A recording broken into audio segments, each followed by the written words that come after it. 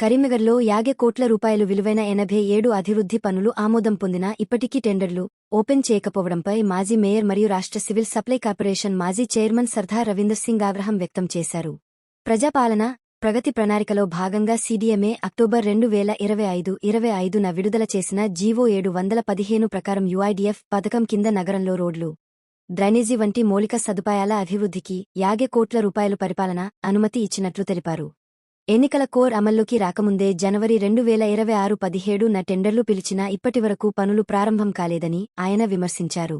కేంద్ర మంత్రి బండి సంజయ్ పేరు చెప్పి ఓట్లు కోరినా ఇప్పటికీ అభివృద్ధి పనులు ప్రారంభించకుండా ప్రజలను మభ్యపెడుతున్నారని అన్నారు. టెండర్లు ఆలస్యం కావడానికి కమిషన్ల కోసం బేరసారాలు జరుగుతున్నాయనే అనుమానం వ్యక్తం చేశారు.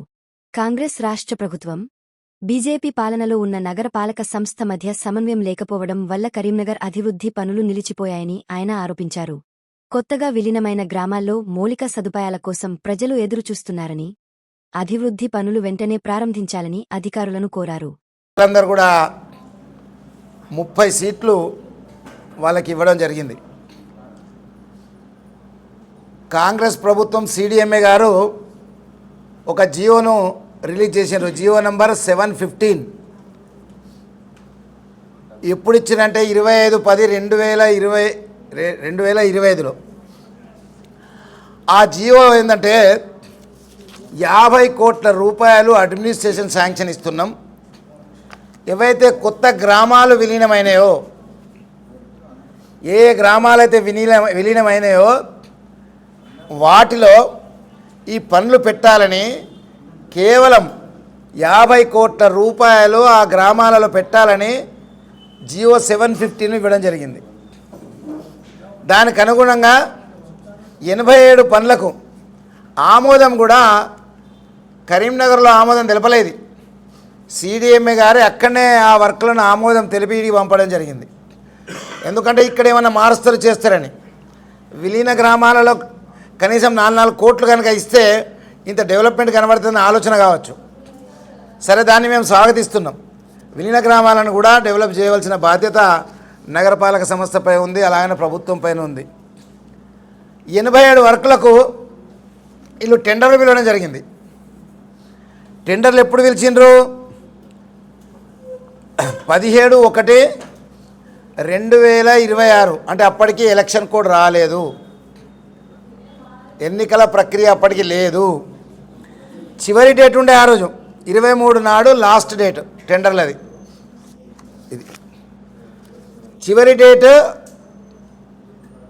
23 నాడు ఉండే. చాలామంది పార్టిసిపేట్ చేసిండ్రు. ఒక దాదాపు 20 పనులకు నో రెస్పాన్స్ వచ్చింది. కానీ ఇప్పుడు ఆ టెండర్లు ఇప్పటికి కూడా ఓపెన్ కాలేదు. మొన్న ఒక్క వర్క్ ఏదో కొబ్బరికాయ కొట్టిండ్రు.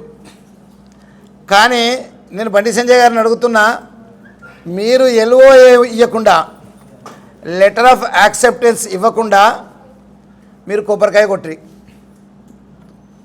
అసలు మీ ఆఫీసర్లు ఏమైనా బేరాసారాలు అంటే 10% కమిషన్ ఇస్తేనే టెండర్లు ఓపెన్ చేస్తారా?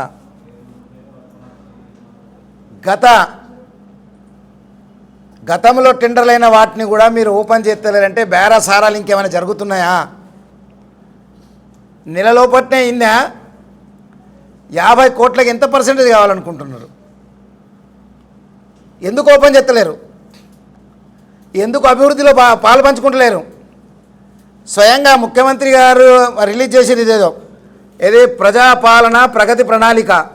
దాంట్లో ఒకరు రాసిండ్రు, మీకు చూపిస్తా ఏం రాసిండ్రు అనేది. దయచేసి ఇవ్వండి. ఏంది ఇది? అర్బన్ ఇన్ఫ్రాస్ట్రక్చర్ డెవలప్మెంట్ ఫండ్ 50 కోట్ల రూపాయలు కార్పొరేషన్కి ఇచ్చిందని. మరి ఇప్పటిదాకా ఎక్కడ? వాళ్ళు ఇచ్చిన బోచర్లనే, వాళ్ళు ఇచ్చిన ప్రణాళికలనే. ఇది ముఖ్యమంత్రి గారి ఫోటో. ఇచ్చిన ప్రణాళికలో 50 కోట్ల పని ఈరోజు శాంక్షన్ చేసారు. దాంట్లో 10% గవర్నమెంట్ గ్రాంట్స్, స్టేట్ గవర్నమెంటే, 40% ఎన్హెచ్బి నేషనల్ హౌసింగ్ బ్యాంక్ వెళ్ళి తీసుకున్నాయి. ఇవి కూడా ప్రభుత్వమే కట్టుకుంటుంది. నేను తీసుకొచ్చినా అని కాదు. ఇది స్కీమ్లో భాగంగా అత్తనే ఉంటాయి పైసలు. సో వాటిని ప్రభుత్వం గ్రామ పంచాయతీలకు విలీనమైన వాటికి ఇవ్వాలనుకున్నది. మరి ఎక్కడ అంటే గత 2025లో అయిన అడ్మినిస్ట్రేషన్ శాంక్షన్, 17 జనవరిలో అయిన టెండర్లు 3 నెలల ఎందుకు వస్తుంది దగ్గర కేవలం కమిషన్ల కోసమే ఈ టెండర్లు ఓపెన్ చేస్తలేరు. ఎందుకంటే నెట్ అమౌంట్ ఉంది కదా, ఇది నెట్ అమౌంట్. అదే జనరల్ ఫండ్ అయితే ఎవరు అడగపోతుండ్రి. ఈ నెట్ అమౌంట్ ఉంది కాబట్టి ఏ రకంగానైనా బేరసారాలు చేయాలి, గ్రామ పంచాయతీ తర్వాత డెవలప్ చేసుకుందాం, విలీన గ్రామాలను తర్వాత చూసుకుందాం అనే ఆలోచనతోటే ఇవన్నీ చేసిండ్రు. కాబట్టి నేను బండి సంజయ్ గారిని అడుగుతున్నా, ఎందుకు ఆపుతుండ్రు? మీ ముఖం చూసే కదా ఓట్లేసిండ్రు. దయచేసి ఆలోచించండి. టెండర్ల ప్రక్రియలో ఎందుకు ఇబ్బంది అవుతున్నాయి మీకు? ఎందుకు ఇప్పరు? ఒకవేళ కనుక టెండర్లు రెగ్యులర్గా ఇప్పకపోతే అవి క్యాన్సల్ అవుతాయి.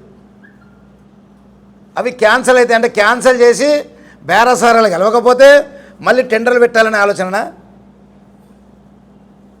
ఓ 5 టెండర్లు ఓపెన్ చేశారు, వాటికి ఎలా ఇస్తలేరు, లెటర్ ఆఫ్ యాక్సెప్టెన్స్ ఇస్తలేరు. కాబట్టి మాకు పూర్తిగా అనుమానం ఉంది, బేరసారాల కోసం ఈ టెండర్లు ఓపెన్ చేస్తలేరు. వాళ్ళకు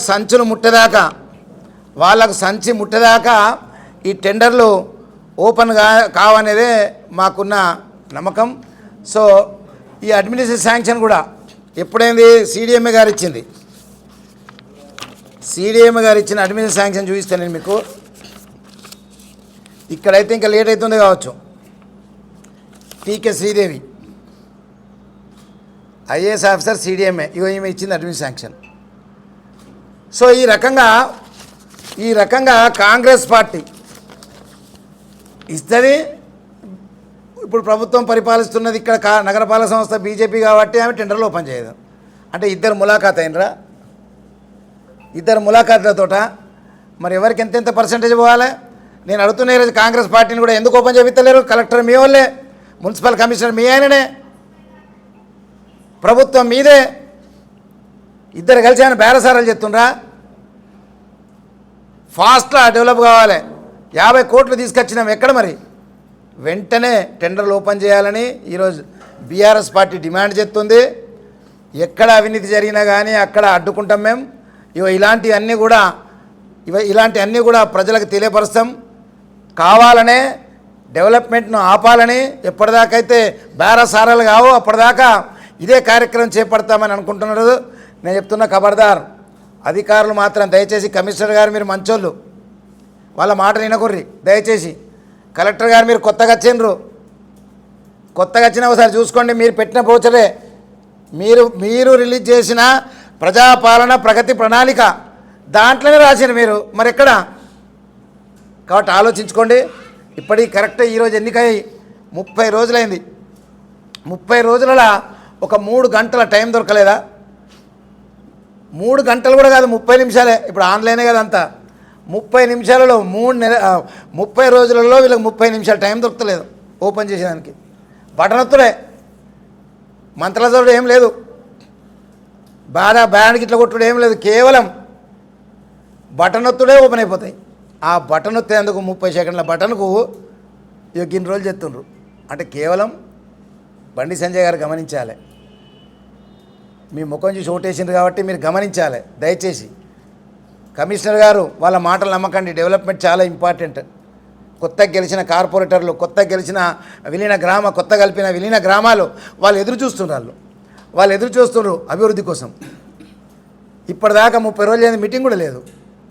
30 రోజుల మీటింగ్ పెట్టాలని నిన్న స్వయంగా కలెక్టర్ గారు చెప్తున్నారు. ప్రతి 30 రోజులకు మీటింగ్ పెట్టాలని. 30 రోజులు మేము గెలిచేది 16 తారీఖు ప్రమాణ స్వీకారం అయితే 30 రోజులు. మార్చి 15 లోపల బడ్జెట్ పెట్టాలని కలెక్టర్ గారు స్పీచ్ ఇస్తుండ్రు. మరి మార్చి 15 లోపల ఎక్కడ? సో సంజయ్ గారు, అవినీతి అంటే సమయపాలన చేయకపోతే కూడా అవినీతే, సమయానికి పని చేయకపోతే కూడా అవినీతే, మీటింగ్లు పెట్టకపోవడం కూడా అవినీతే. రకరకాలుగా అవినీతికి పర్యాయ పదాలు ఉన్నాయి. డిలే చేయడం అనేది ఇంకా పెద్ద అవినీతి, అభివృద్ధిని అడ్డుకోవడం అనేది ఇంకా పెద్ద అవినీతి. సో ఈ రకంగా మేము ఒక డిమాండ్ చేస్తున్నాం కలెక్టర్ గారికి. కలెక్టర్ గారు మీరు కొత్తగా వచ్చారు, వెంటనే టెండర్లు ఓపెన్ చేయండి.